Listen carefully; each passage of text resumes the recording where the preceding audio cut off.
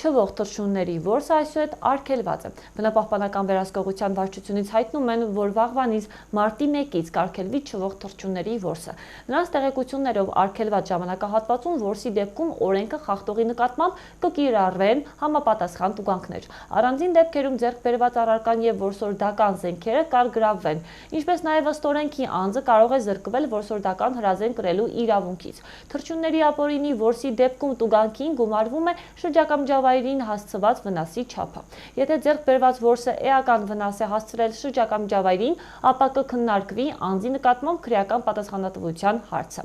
Ապօրինի որսը կանխելու նպատակով մարտի 1-ից Բնապահպանական վերահսկողության դեպարտամենտի աշխատակիցները Վրաստանում կխստացնեն վերահսկողությունը։ Բնապահպանական վերահսկողության վարչության որսի սիրահարներին հորդորում է խստորեն պահպանել օրենքով սահմանված ժամկետները, որսի սեզոնը կբացվի այս տարվա օգոստոսին։